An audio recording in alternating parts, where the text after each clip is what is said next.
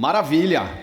Rapidinho, enquanto elas trocam as águas ali, eu vou reforçar as palestras, as oficinas que vão acontecer de psicologia da NR01, a construção estratégica de ambientes de trabalho seguros, saudáveis e produtivos. Os horários nós temos definidos 11h40, 2h15, 4h15, hoje. E amanhã, às 2h40, numa sala ali embaixo, vocês vão ver o banner com Encontros Psicologia. Muito bem, agora iremos tratar do tema a influência do direito digital diante da privacidade de dados nos atos registrais e notariais.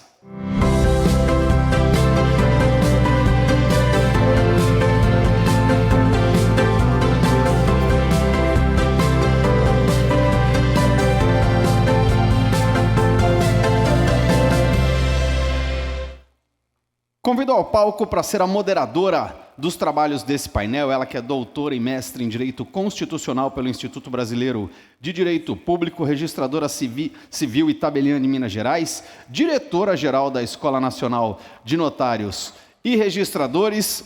Para a condução desse painel, a moderadora Fernanda Abud Castro. Muito obrigada a todos. É um prazer enorme que a gente possa falar aqui um pouquinho nessa mesa, com pessoas tão ilustres. Eu tive a honra de ser orientanda da doutora Laura Chertel Mendes, sei da vida ocupadíssima dela, acho que agora já está aqui, morando aqui, né? Mas enquanto a gente estava fazendo... ela era minha orientadora, ela morava na Alemanha, e vinha... né? E a gente tentou várias vezes conversar muito, e graças à paciência dela, à gentileza, foi muito bonito.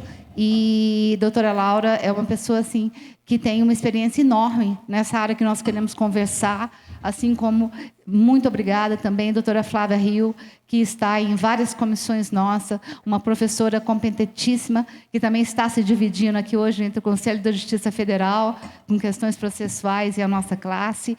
Muito obrigada por ter vindo, assim como o Andrei Guimarães, que creio que da nossa classe é a pessoa que mais entende de direito digital, o nosso tabelião de São Paulo. Ele gosta muito dessa área, e então, assim, é uma contribuição muito importante, porque para nós, que lidamos no dia a dia das nossas especialidades, às vezes a gente não entende muito bem o que o direito digital vai impactar, e até a inteligência artificial.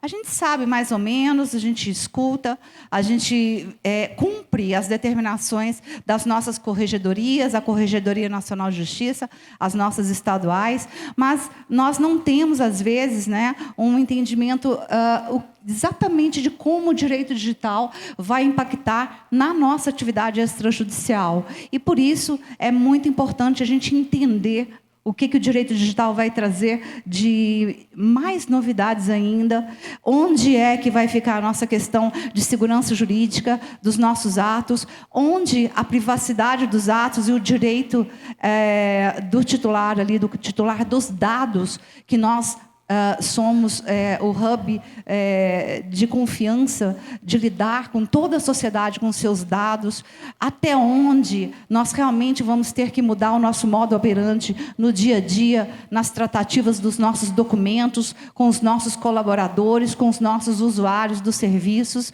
e o que é que isso impacta mesmo na nossa atividade. Todos nós vamos abordar um pouquinho, mas nós queremos muito ouvi-la, doutora Laura. Por favor, a palavra é toda sua. Bom.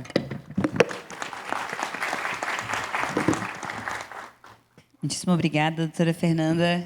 Eu queria cumprimentar esse belíssimo painel, esse belíssimo congresso. Então, em primeiro lugar, cumprimentar a senhora, cumprimentar a doutora Flávia Rio, cumprimentar o doutor Andrei, dizer que é um prazer e uma honra para mim poder estar aqui nesse congresso da ANOREG. Acho que estamos já dialogando há muito tempo. Eu e a Flávia estamos num grupo de trabalho criado pelo corregedor, ministro Mauro Campbell, para tratar de proteção de dados pessoais. Também já trabalhamos em outros fóruns juntas. E, certamente, acho que o próprio grupo de trabalho criado pelo CNJ mostra como essa temática ela é importante, né, para os registradores, para os cartórios de uma forma geral. Eu queria me apresentar muito rapidamente, doutora Fernanda. Eu trabalho nessa área já há cerca de 18 anos, na área do direito digital. Trabalhei e fiz as primeiras versões da nossa Lei Geral de Proteção de Dados Pessoais, junto com o querido e saudoso professor Danilo Doneda, que infelizmente nos deixou muito cedo. Tenho trabalhado também em outras regulações infralegais, inclusive. Trabalhei nessa resolução mais recente, a resolução 615 do CNJ. Tive junto com o conselheiro Bandeira de Mello, nessa resolução que buscou, digamos, regulamentar como a inteligência artificial deve ser usada e pode ser desenvolvida pelo nosso judiciário.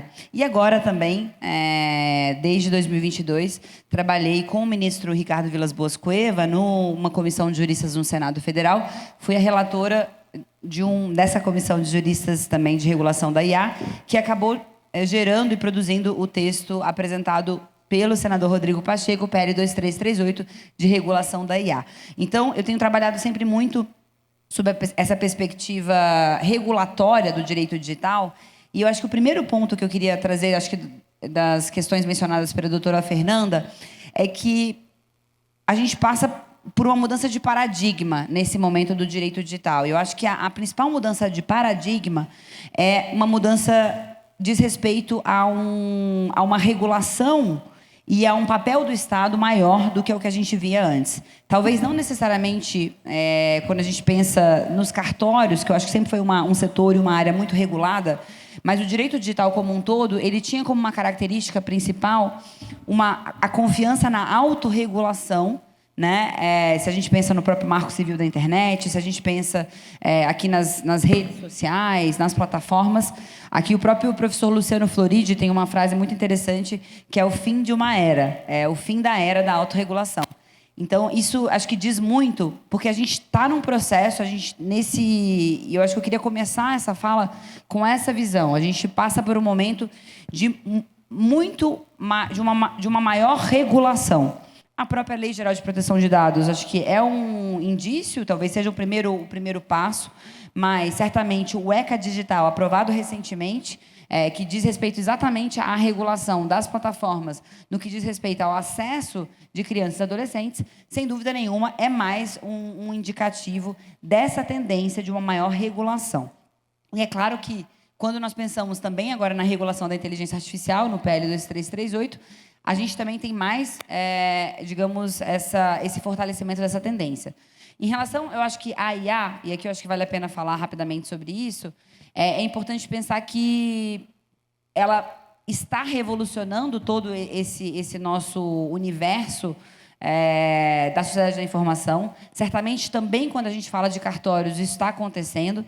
Nós precisamos de uma quantidade imensa de dados e de uma qualidade de dados com qualidade, para que nós tenhamos resultados adequados, para que os sistemas possam, de fato, ter e trazer resultados adequados.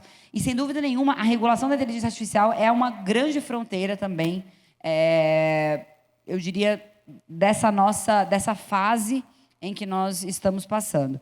Eu queria pensar aqui com os senhores e com as senhoras um pouco a transformação que a própria proteção de dados tem passado e o que isso pode significar para os registradores, para os cartorários de uma forma geral. Eu costumo dizer que a proteção de dados no Brasil ela tem 3 grandes gerações. A primeira geração ela começa com a nossa Constituição Federal, com o habeas data, com o próprio conceito da inviolabilidade, né, da intimidade da vida privada, e também, 2 anos depois, né, da nossa Constituição, com o Código de Defesa do Consumidor. Né? A gente tem um dispositivo que trata exatamente de cadastros e de bancos de dados, em especial Serasa, SPC. Essa primeira geração de proteção de dados, ela ainda é uma geração que não trazia o conceito de consentimento, não trazia o conceito de autodeterminação, e como nós já sabemos, o habeas data ele era basicamente propiciar o acesso dos dados daquela pessoa, em especial num contexto saído da ditadura, que marcou claramente toda digamos, a aprovação da nossa Constituição Federal. Ou seja, nós temos essa primeira geração de proteção de dados ainda muito marcada por um conceito de intimidade, por um conceito de privacidade, por um conceito, como diziam os americanos, né, right to be let alone. Ainda não é um conceito, digamos, de controle propriamente dito. Essa é a primeira geração, 88, 90.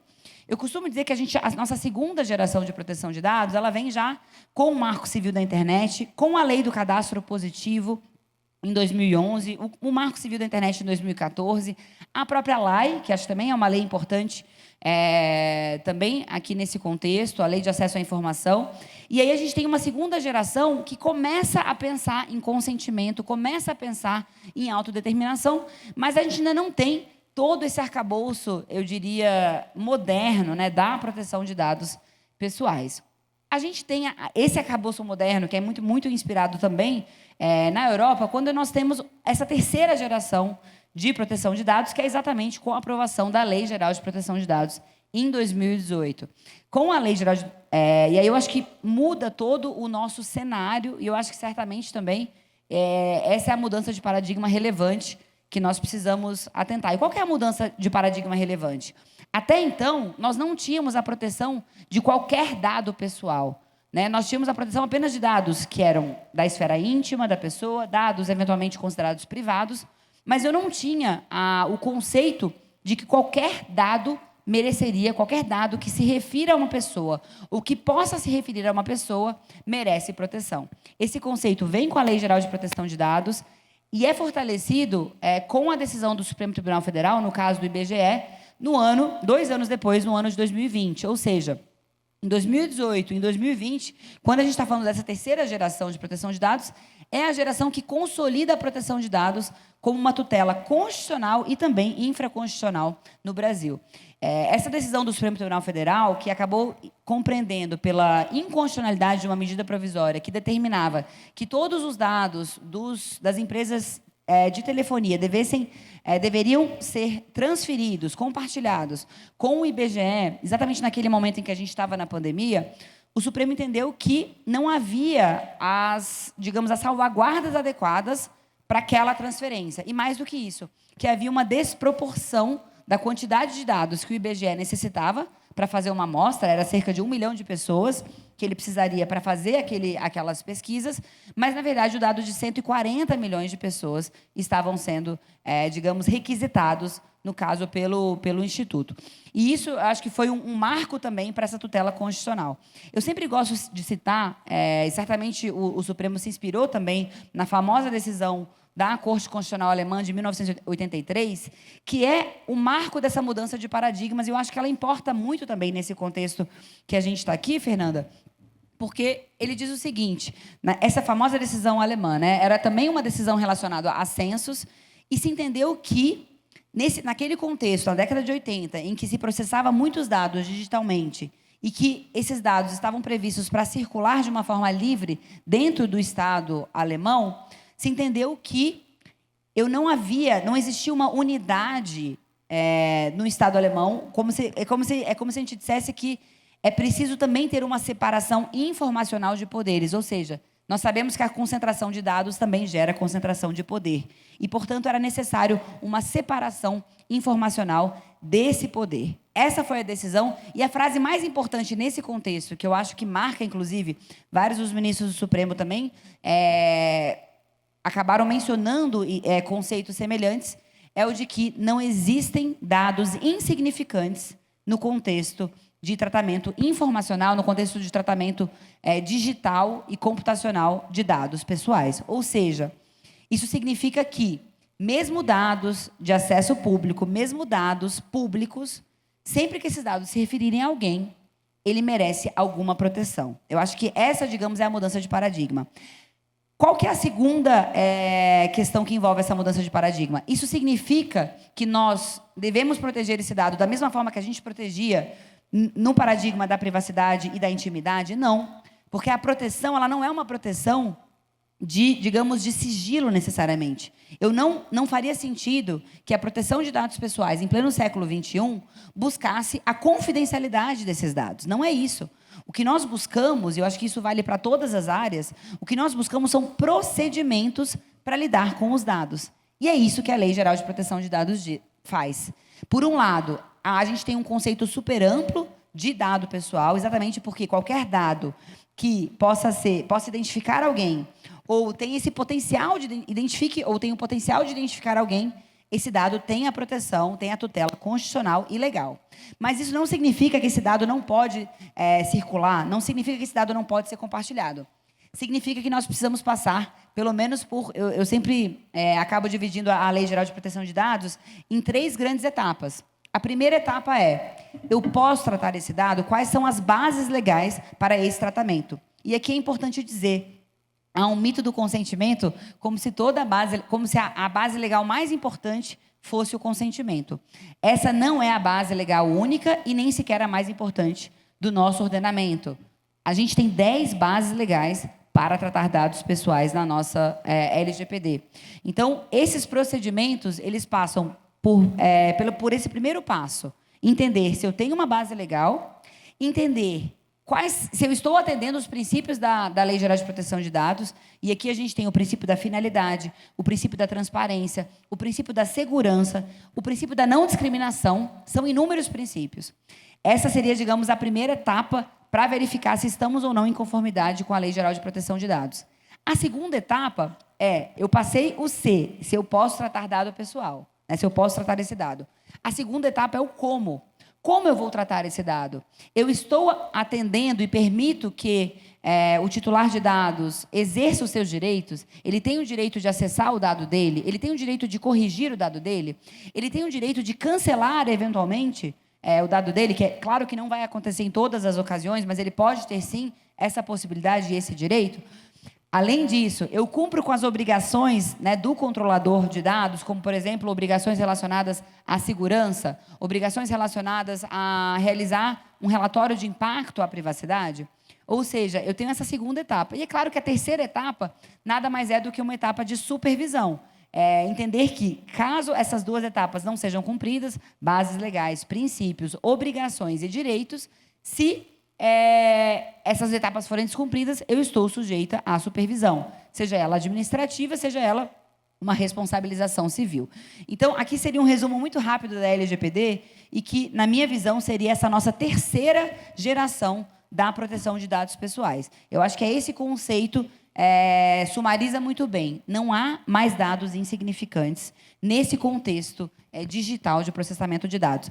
E eu vou aproveitar esse minuto que me resta, doutora Fernanda, caros ilustres colegas que me acompanham aqui no painel, senhoras e senhores, para entender qual que seria essa, talvez, a 4ª geração, que eu entendo que a gente já está vivendo nela.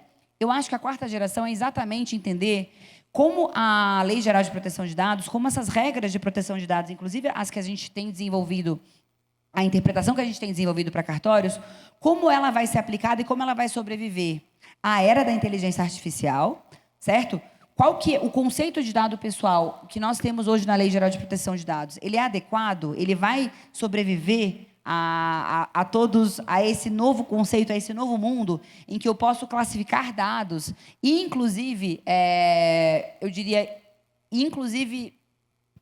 eu consigo fazer uma grande classificação, inclusive discriminar pessoas, classes, determinadas categorias, determinados grupos vulneráveis, sem que eu identifique essas pessoas. Eu acho que esse é o grande desafio e a grande fronteira que a IA coloca para a proteção de dados. Né? Eu não preciso mais, para que eventualmente ocorram danos e prejuízos para grupos, classes, e especialmente grupos potencialmente vulneráveis, eu não preciso mais identificar essas pessoas. Eu consigo fazer grandes classificações sem que essa identificação ocorra. Ou seja, eu posso fazer tratamento de dados anonimizados e, ainda assim, gerar uma série de prejuízos. Então, acho que esse é um grande desafio. E eu acho que o outro grande desafio, também ligado à inteligência artificial, é exatamente como é que a gente pode auferir valor dessas informações. Eu acho que esse também é um ponto para a gente colocar e discutir aqui no contexto. É exatamente essas informações elas têm muito valor. E eu consigo extrair uma informação relevante, inteligência, eu diria, eu consigo extrair informações importantes e inteligentes de uma análise da inteligência artificial, por meio da inteligência artificial. Mas, por outro lado, como fazer isso garantindo direitos? Como fazer isso garantindo e protegendo os valores da nossa Constituição? Eu acho que a 4ª geração da proteção de dados, que se inicia agora, ela tem outros valores e outros princípios, como, por exemplo, a interoperabilidade. A gente precisa também pensar na interoperabilidade e como esse princípio novo, né, como essa nova lógica vai se adequar a todo esse arcabouço. Nós fizemos agora no IDP uma contribuição ao projeto de lei de inteligência artificial, exatamente no sentido de trazer um capítulo novo dentro do PL 2338, criando data spaces, né, ou pelo menos propondo e estimulando para que o próprio governo possa criar esses espaços em que é possível ter interoperabilidade, em que é possível ter esse compartilhamento de dados e, ao mesmo tempo, garantia de direitos. Então, eu termino a minha fala um pouco com... Acho que esse é o grande desafio e, certamente, é o grande desafio também para os cartórios, também para que a gente possa usar essa inteligência e a quantidade de dados que temos, mas sempre cumprindo com os princípios e os valores constitucionais. Muitíssimo obrigada.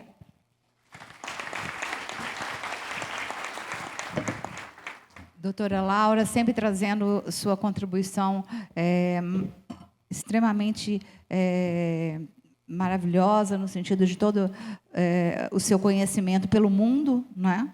Que é de onde a gente trouxe tudo isso para o Brasil, já com décadas de atraso, mas muito importante para nós que os cartórios, em que pese que seja um direito fundamental, não é? Hoje, na Constituição, o direito à privacidade dos dados, da proteção, mas os cartórios têm a seguinte situação: nós estamos como entes públicos, né? Então, o nosso ato ele é público, então ele, de alguma forma, ele precisa ter o que vem, a publicidade que está nos atos dele, ela é autorizada por leis mesmo específicas, e a gente tem que saber lidar com essa questão da publicidade, com a finalidade do ato que a gente precisa fazer para não ofender nenhum direito aí fundamental. Mas eu até quero ouvir agora a doutora Flávia Hill para dizer, e o CNJ, e a comissão do CNJ, no que nós, então, já entendemos, sabemos toda essa problematização no sentido de publicizar, não precisamos de consentimento, porque o nosso ato é público, mas o que é que vem aí de novo que a gente precisa cuidar e, né, ver o que vem para nós? Pode? Por favor.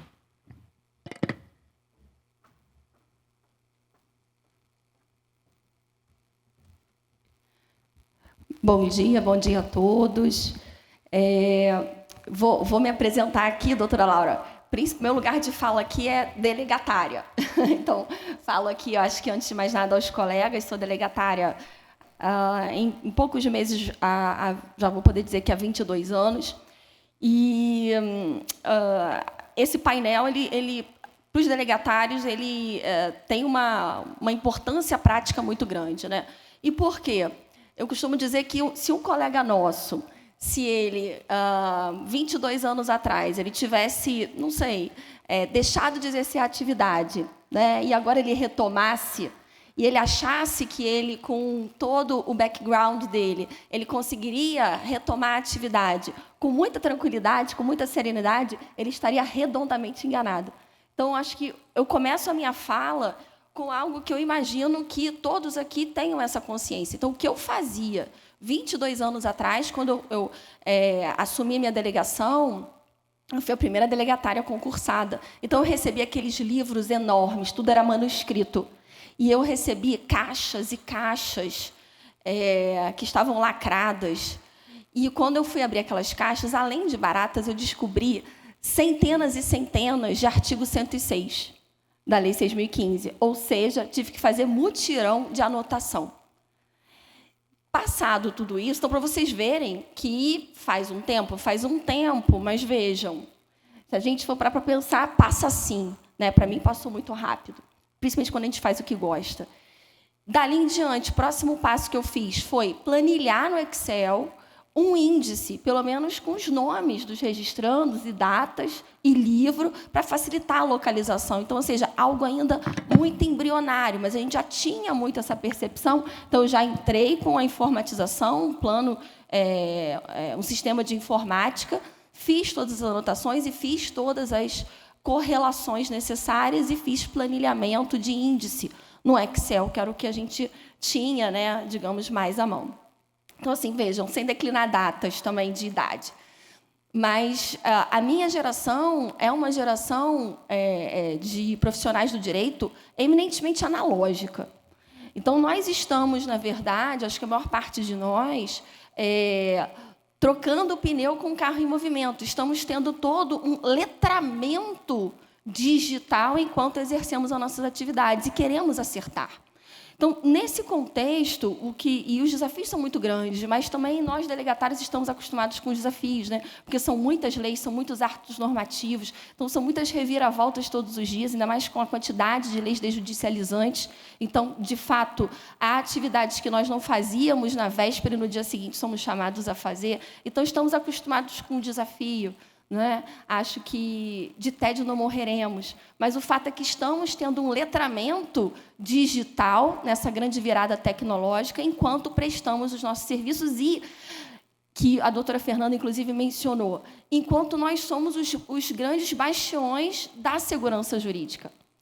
Então, é uma posição, e eu acredito que indelegável, porque nós somos os delegatários dessa missão, de enquanto, com uma atividade humana, com uma sabedoria humana, nós sabermos qual é o ponto de equilíbrio entre a publicidade insta a nossa atividade e, de outro lado, a modernidade também, esse tráfego lancinante de informações, essa celeridade que o nosso usuário tem avidez, ele quer hoje, ele quer tudo para ontem.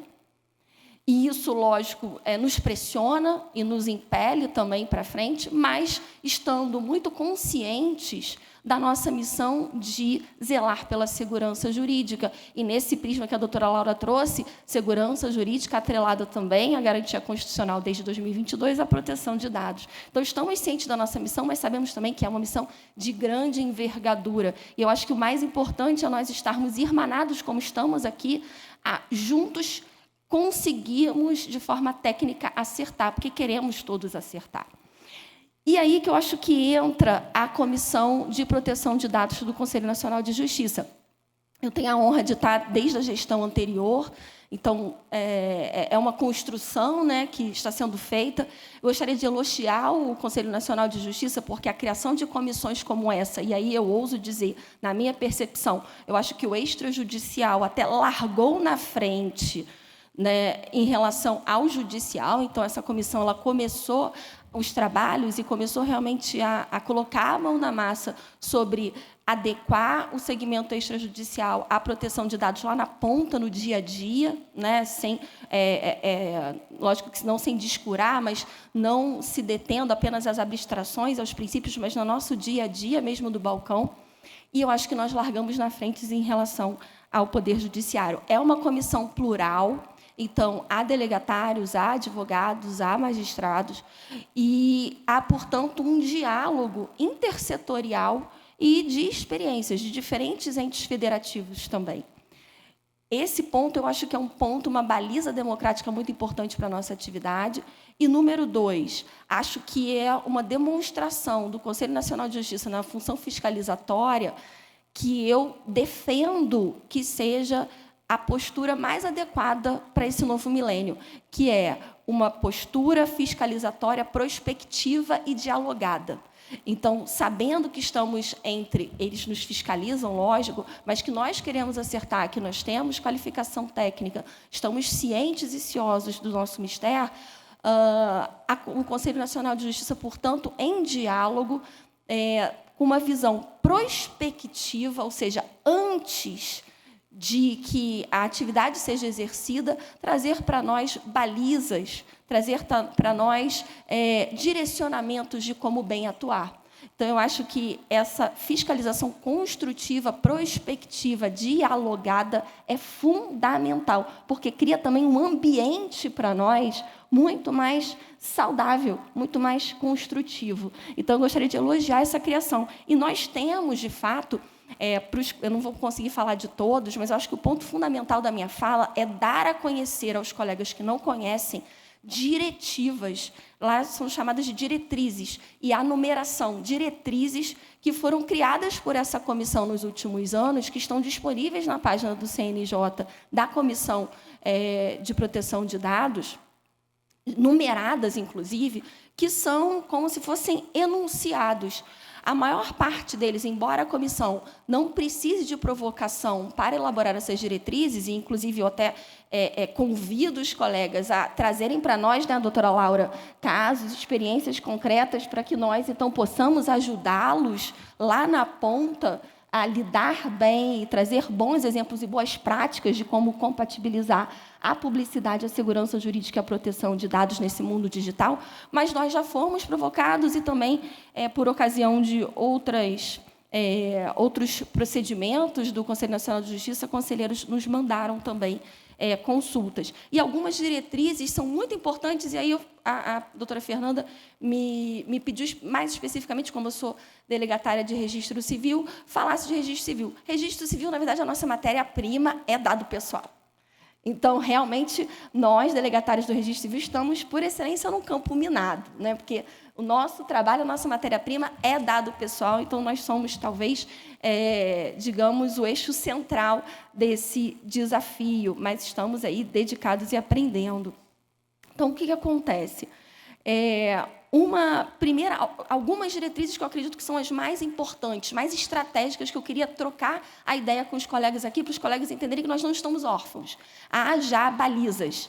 E, a partir dessas balizas, para outros casos concretos, muitas vezes é possível fazer correlações, para que nós possamos cada vez mais acertar e nos sentirmos mais confiantes na aplicação da Lei Geral de Proteção de Dados e dessa garantia constitucional na ponta. A diretriz número 1 de 2023, ela vai tratar de algo que é muito importante para nós, que é o que significa compartilhamento de base de dados. E lá nessa diretriz número 1, a comissão ela definiu que, ainda que haja normativas que digam que nós, delegatários, devemos compartilhar dados com órgãos, inclusive órgãos públicos, e mais na frente, uma outra diretriz vai falar, inclusive, das corregedorias locais, esse compartilhamento, em momento nenhum, significa duplicação de base de dados.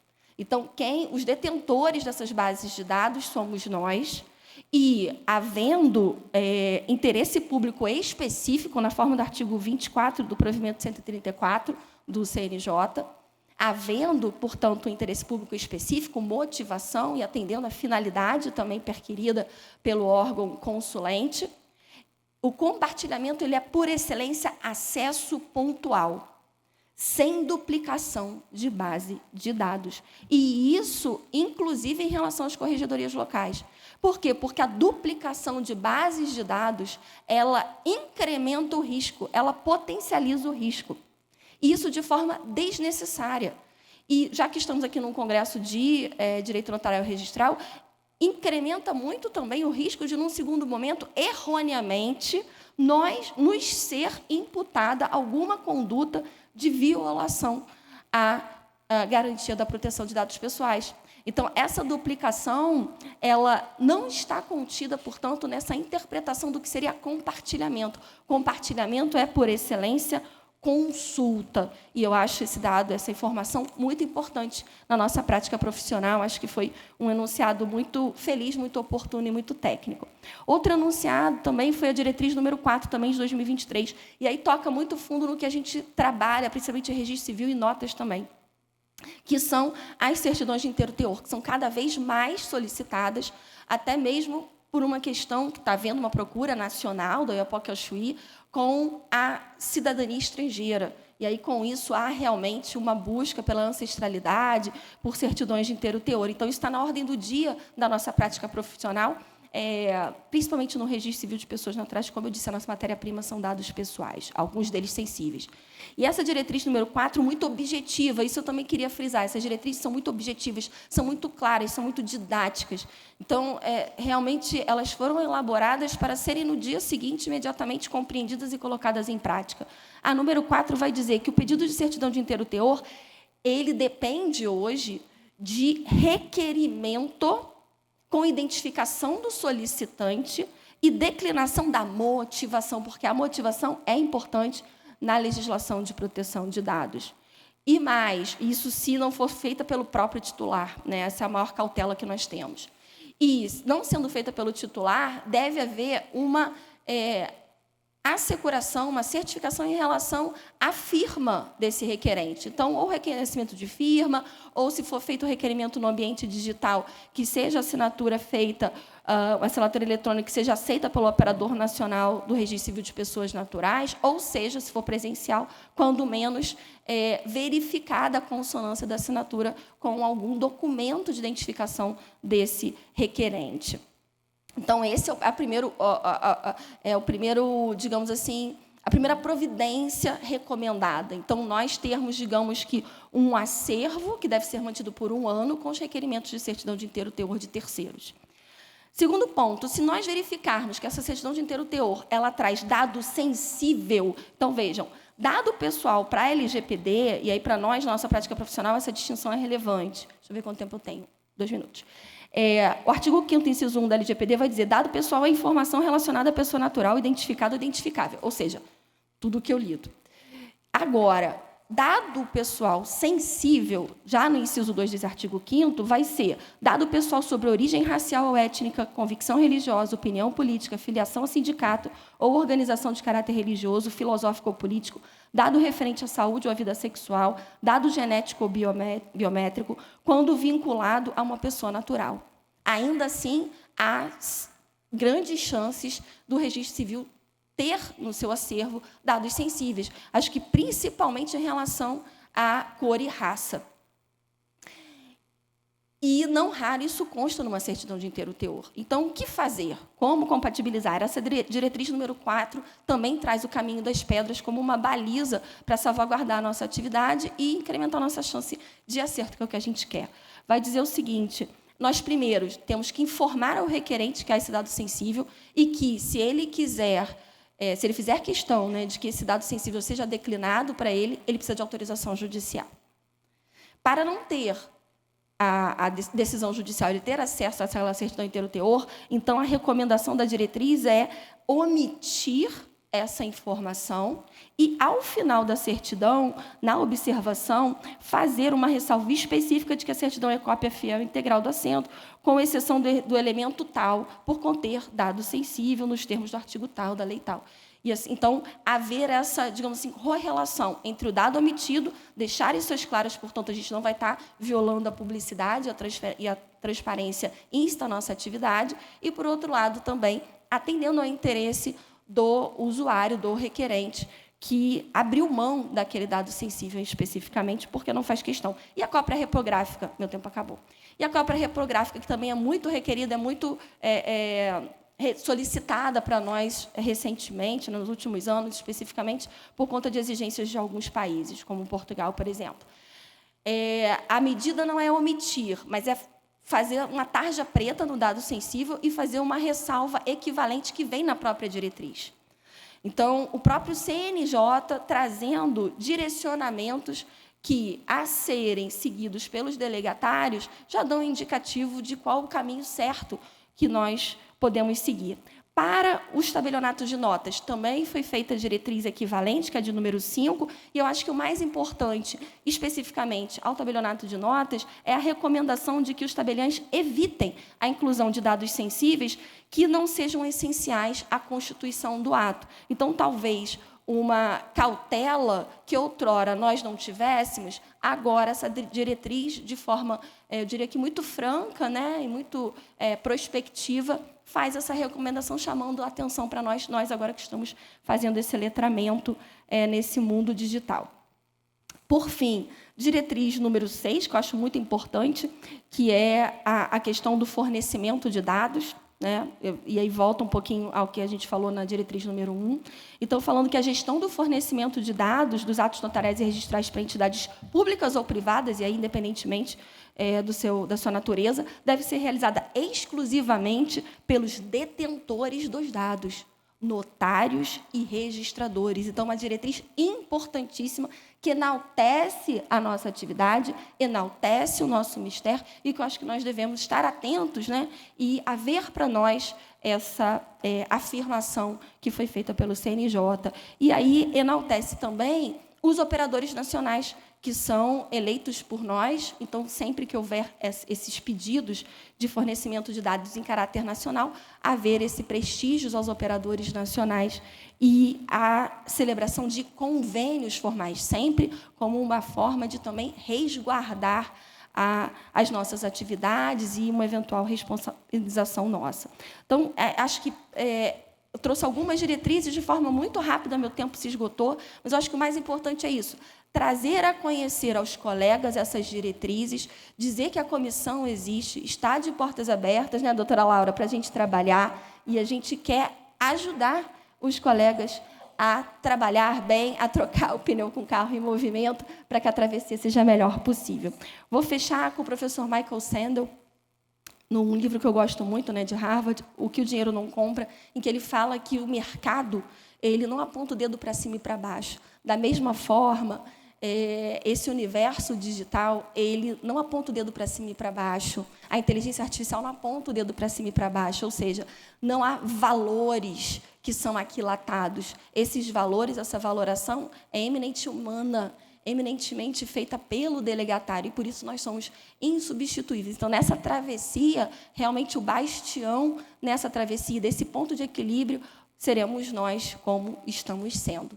Então, parabéns a todos aí por estarem tentando acertar, e a gente segue à disposição dos colegas para essa travessia, para que seja feita da melhor forma possível. Obrigada. Obrigada, doutora Flávia Rio, a nossa querida registradora civil carioca, e que tanto nos ensina sempre, né? Mas sempre tem uma competência maravilhosa, nos ensinando aí todo dia. E é muito importante a gente ouvir o que vem dessa comissão, né? E que normativa virá, para que a gente possa cumprir até com um pouco mais de tranquilidade, né, doutora Laura? Todos nós. Eu quero, antes de passar a palavra aqui para o nosso querido doutor Andrei, primeiro, te deixar à vontade, porque eu sei do seu compromisso, tá? Antes, Andrei, de passar, eu quero só dizer que o livro da doutora Laura está, que foi agora lançado, Inteligência Artificial e Desafios Regulatórios, não é? Com o Bruno Bione, o Fabrício Alves e o nosso querido ministro Ricardo Cuevas, que era para estar aqui conosco também, mas ele está fora, é um querido que sempre nos ajuda também. Então, está ali com nossos livreiros, teremos lançamentos de livros hoje, e ele pediu para falar que o seu livro está ali. Quero só, antes de passar a palavra, dizer que já quero fazer aqui uma entrega minha, doutora Laura, sobre o livro Democracia e Desafios Contemporâneos, que tem também um artigo da minha tese, e que a gente vai lançar semana que vem, com o ministro Gilmar Mendes, lá no Supremo. De antemão, um agradecimento meu em público, esse é seu, porque já é um artigo, então, aí da nossa tese. E, então, te passo a palavra para depois o Andrei falar para a gente um pouquinho do nosso serviço, da nossa atividade, do que o CNJ vem. Já sabemos, finalidade, privacidade, publicidade, mas e quanto às nossas centrais, e quanto a essa divulgação toda, essas invasões que vêm, e aí a gente talvez não tem muito o que fazer.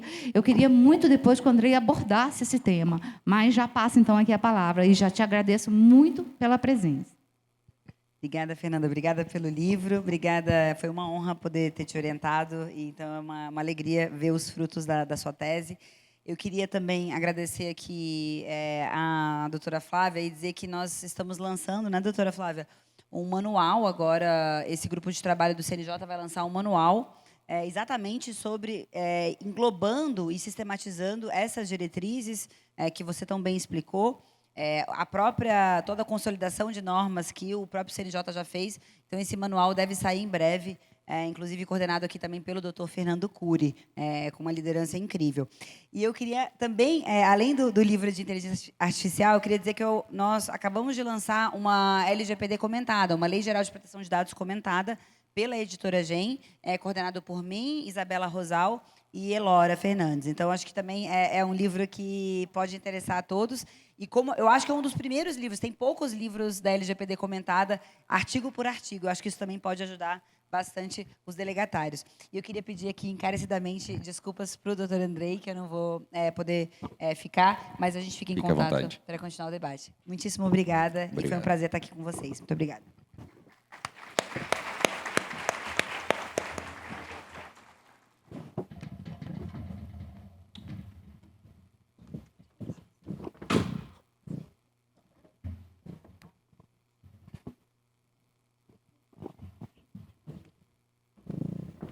Vamos? Vamos lá.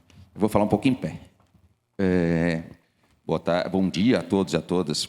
Fernanda, obrigado pelo convite. Obrigado a Noreg. Obrigado, Rogério. Quando a Fernanda me convidou, eu fiquei pensando sobre o título. E pensando sobre o título, você logo repara que o direito digital ele é disperso, né? Você não tem uma sistematização. Você tem normas dispersas. E isso não é uma falha. Isso decorre da própria característica da tecnologia. A tecnologia, ela é transversal. Ela atinge todos os nossos aspectos da vida, de todas as nossas relações. Ou seja, as relações humanas hoje são impactadas com tecnologia, pela tecnologia. Dificilmente a gente pratica... Nós temos alguma relação, seja familiar, negocial, comercial, que não tenha uma passagem por algum canal ou plataforma tecnológica digital. Seja o WhatsApp, que a gente fala praticamente o dia inteiro, né? A gente fala o WhatsApp com quem está do nosso lado na mesa, jantando, né? A gente fala o WhatsApp estando aqui, falando com quem está aí. Então, quer dizer, ela é transversal. Tudo que a gente faz envolve tecnologia. E isso fez com que o direito digital fosse disperso. Dito isso, pessoal, eu queria convidá-los a fugir um pouco do tema, sobre LGPD e proteção, mas tem uma relação. Mas eu queria convidá-los a a seguir um caminho comigo. Fazer uma análise do que a gente está enfrentando, do como a gente está mudando, o que a gente precisa fazer. Como a gente viu hoje, nós estamos passando por uma revolução. Mais uma revolução tecnológica. Só que essa revolução tecnológica, ela tem um elemento diferente. Ela atinge nossas ações, ela atinge nossas tarefas, nossas atividades intelectuais. Ela não só mexe, como mexeu no passado, com atividades físicas, como atividades manuais. Hoje ela atinge atividades intelectuais. Essa é a grande diferença. E, tendo essa grande diferença, ela atinge diretamente o que nós temos por profissão. Recentemente eu li um livro interessantíssimo, chama O Futuro das Profissões, e ele me impactou bastante na análise do que a gente faz. Esse livro você encontra em inglês ou em português de Portugal. Não foi editado no Brasil. E ele me abriu os olhos para algumas coisas. Uma delas é, o que é uma profissão? O que nós temos por profissão? Forma de ganhar dinheiro? Forma de ganhar sustento? Mas não, mais profundamente, o que é uma profissão? E ele diz que profissão é a forma de transmissão de conhecimento prático e específico. E especializado. O que quer dizer isso?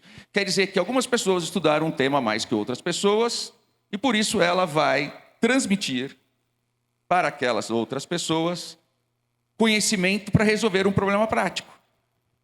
Então, forma de transmissão de conhecimento prático e específico. Ou seja, uma pessoa tem um problema e precisa solucioná-lo e precisa consultar alguém. Não dá para todo mundo saber tudo, né? Eu estudei direito, algumas pessoas estudam medicina, então a gente vai lá e procura quem estudou medicina. Outros estudam engenharia, a gente procura resolver o nosso problema sobre a construção e reforma de casa e assim vai.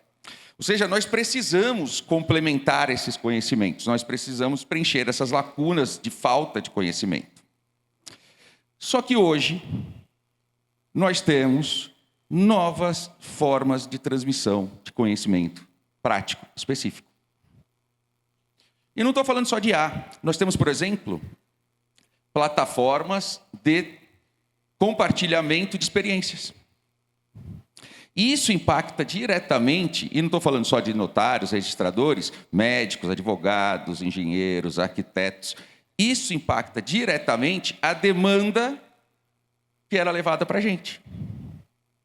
Hoje, uma pessoa pode, por exemplo, ter uma resposta de natureza de um problema prático dela diretamente numa plataforma de compartilhamento de experiência. Uma pessoa falar, quando eu tive isso, eu usei esse remédio. Ponto. É menos uma consulta. É menos uma consulta. Ela pode procurar uma plataforma que já tem a decoração de casa. É menos uma consulta a um arquiteto. Então, e isso está se agravando. Por quê? Porque hoje a gente tem ainda a IA também como forma de transmissão de conhecimento prático específico. Quem aqui nunca foi lá e perguntou algo para ela te responder? E isso é menos uma demanda levada a um profissional. Então, hoje, as profissões, e nós exercemos profissões, elas estão impactadas. E elas estão no núcleo dessa mudança, revolução que a gente tem hoje. Deixa eu ver meu tempo. E com isso, está se rompendo o que alguns autores chamam de o grande negócio. Qual é o grande negócio? Quando você estudou e exerce uma profissão, a sociedade te tratou de maneira diferente. Ela te paga melhor do que a média das outras tarefas e trabalhos. Ela te deu status. Ela permitiu que você autorregulasse a sua profissão em ordens, em colégios, em guildas lá há séculos atrás. E você determinasse como você poderia transmitir ou não esse conhecimento. E esse grande negócio, que era o tratamento diferenciado para os profissionais, está sendo rompido. Por quê? Porque está saindo da mão dos profissionais a matéria-prima, que era o conhecimento. E aqui esbarra na LGPD, porque quando eu estava ouvindo a doutora Laura e a doutora Flávia falarem, eu estava pensando assim, a IA, ela trata seus dados de maneira muito diferente. Isso vale até para direito autoral. Como a gente elabora uma resposta? Usando tudo que a gente já conheceu. A gente, mais ou menos, em escala humana, plageia outras pessoas para criar algo novo. É algo que você lembra, que você estudou, e você cria algo novo. Só que ela faz isso em escala industrial. Ela consegue ver tudo que todo mundo falou e criou algo relativamente novo. Quando ela usa dados das pessoas, ela não vai usar os dados. O Andrei foi, comprou um imóvel, registrou com Ari. Não. Ela vai falar assim, o Andrei gosta da região X, que é do Ari. Ela inventou uma outra maneira de pegar o que eu fiz. E então, assim, o desafio é mais um. Mas, voltando um pouquinho.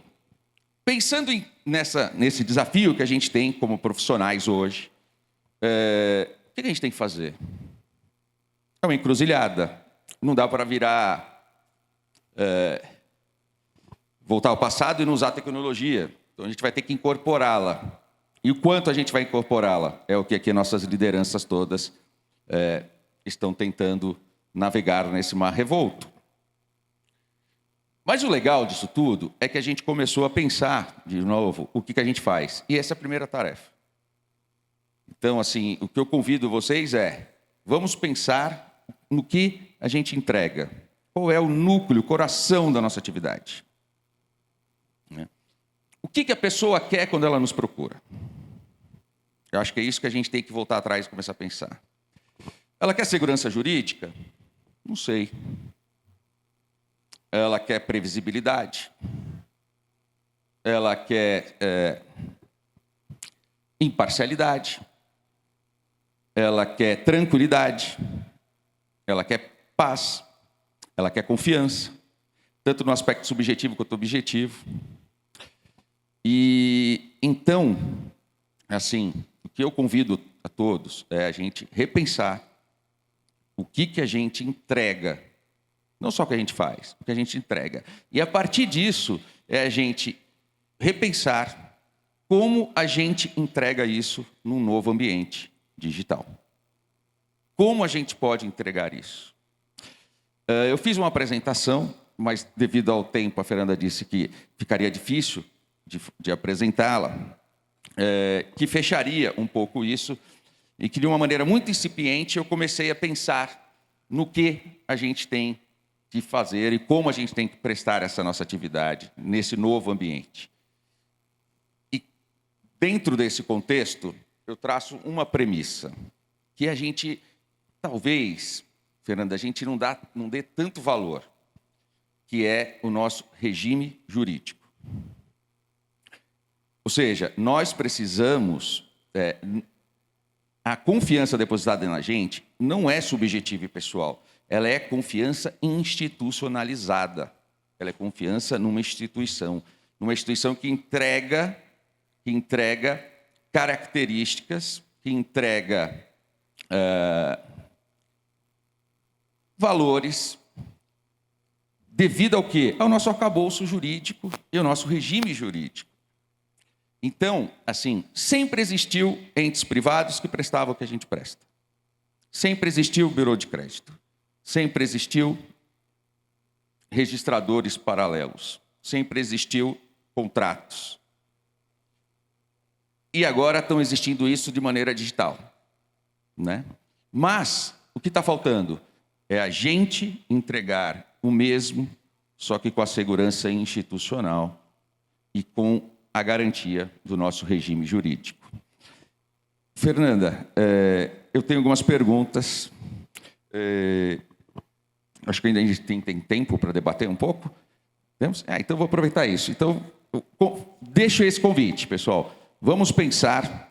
E assim, é divertido pensar nisso tudo, porque é um pouco de filosofia. E com vinho vai muito bem. Tá? Então vamos lá, pessoal. Obrigado a todos. Deixa eu fazer um adendo. Eu tenho tempo ainda, você não pode me negar. Pessoal, nesse mundo agora, que alguém entrega informação, que plataforma entrega informação, plataforma entrega serviço, nós precisamos entregar empatia. Tá? Nós precisamos entregar, palavrinha da moda, acolhimento. Nós, profissionais, todos, não só notários, registradores, todos. Alguns escritórios de advocacia nos Estados Unidos e no Canadá, eles criaram a figura do advogado concierge. Ele é formado também em psicologia e ele está lá para abraçar. A resposta está na IA. O cara vai ter em outro lugar se ele quiser. O que ele precisa? Do carinho, de quem escute de maneira ativa, de quem passe o dia com ele e da confiança de que a resposta vai ser boa.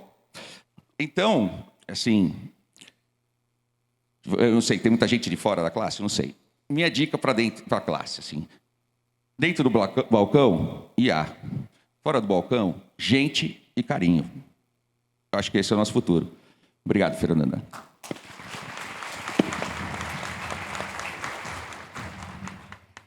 É isso mesmo. Nós temos que repensar tudo isso, não é mesmo, doutora Flávia e doutor Andrei?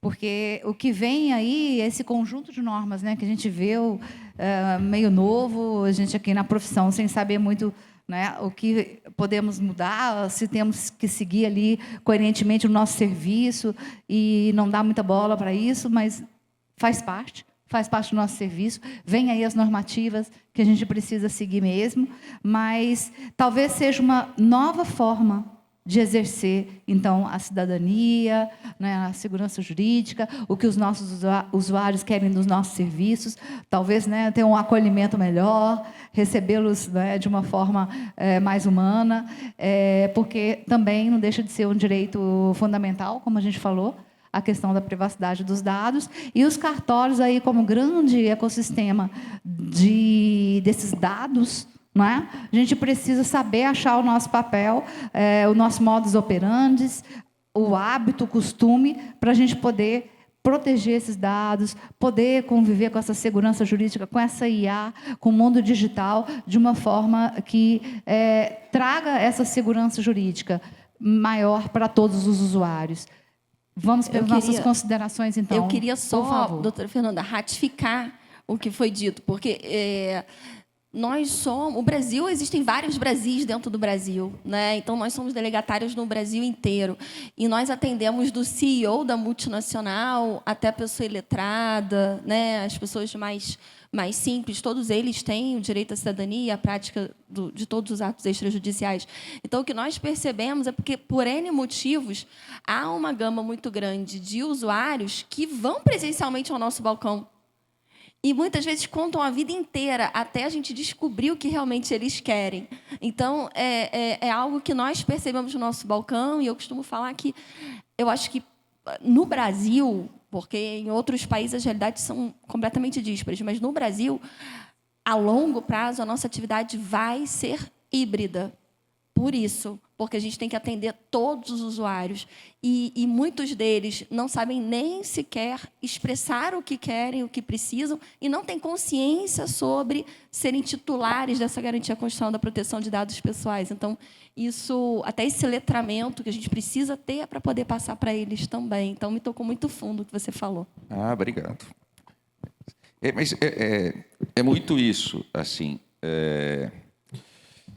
Eu queria fazer algumas perguntas para a doutora Laura, principalmente porque ela é de fora da classe, né? Então, com uma visão diferente, né? Um enfoque talvez diferente, um pouco mais isento que nós, né, Flávia? Mas, assim, uma coisa que ela falou sobre concentração de dados e concentração de poder, isso ocorre em países ditatoriais, autoritários, e nós somos formas de deixar os dados mais próximos das pessoas e não do Estado. A gente está nesse meio do caminho. O Estado não, governo da vez, né? Então, nós podemos preencher essa dificuldade informacional das pessoas, né? De entender os seus próprios direitos, entender o que fazer com seus dados e como ser e como tratar seus dados. Você quer falar alguma pergunta que você gostaria só de dialogar? Lá. Flávia, a gente poder posso chamar de Flávia? Né? Então tá. Flávia, também a partir da doutora Laura, ela estava falando muito do cenário europeu, um pouco mais rígido, do cenário americano, um pouco mais quase libertino. E você que está trabalhando na regulação propriamente com o CNJ e tal, você verifica que o cenário brasileiro ele está muito tendente ao europeu, mas dá para fazer melhor, você acha? Dá para não ser tão rígido? A impressão que eu tenho, me parece que a gente precisa enxergar isso numa perspectiva de curto, médio e longo prazo. Me parece que hoje, como tudo, a tecnologia ela tomou de assalto o ambiente jurídico, toda a justiça multiportas, não só o ambiente extrajudicial. Me parece que os agentes reguladores eles estão chegando, sim, porém, eu diria que depois da tecnologia já ter chegado, já ter invadido, com efeitos positivos e também, lógico, com efeitos colaterais já consolidados, não só no ambiente extrajudicial, mas no judicial também. E chegando, então, agora, nesse primeiro momento, a curto prazo, com uma atividade regulatória, normativa, eu diria que, na nossa atividade, por exemplo, com um grau de detalhamento, eu diria que até elevado.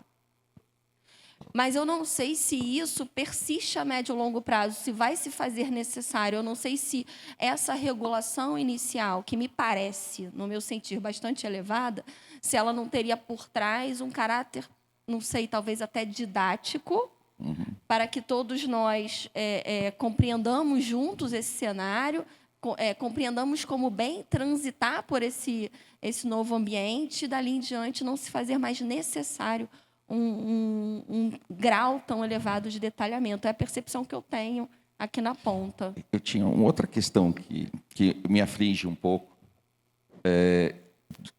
vindo muito do que você falou sobre a titularidade dos dados e sobre nós como guardiães desses dados. Eu vejo uma tendência um pouco na regulação de estatização desses dados, né? Isso é debatido dentro da comissão, Flávia?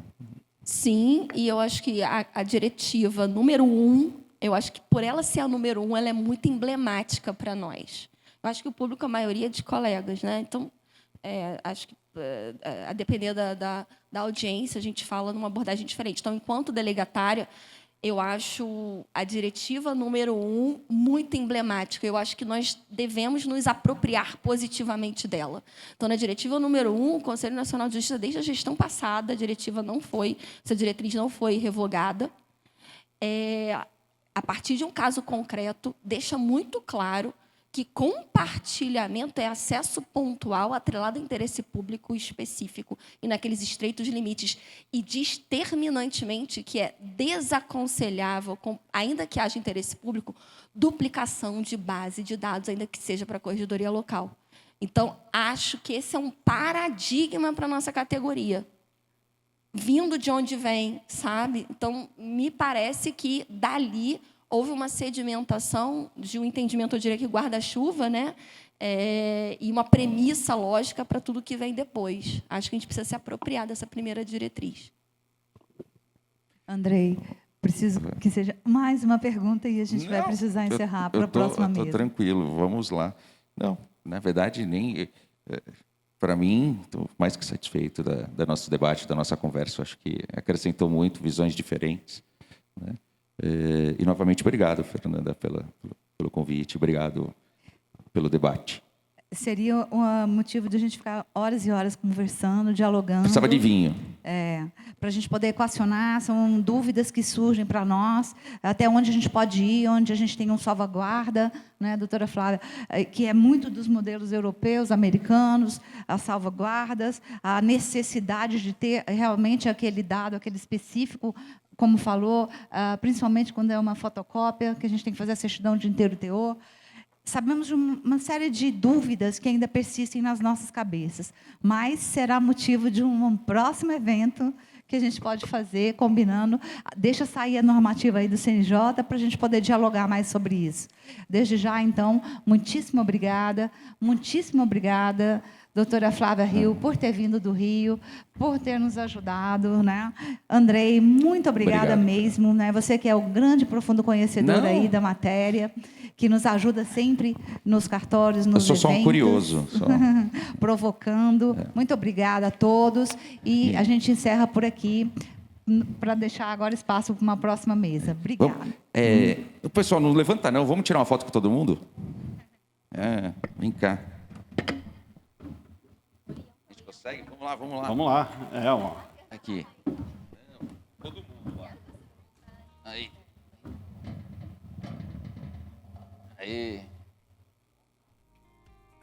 Beleza.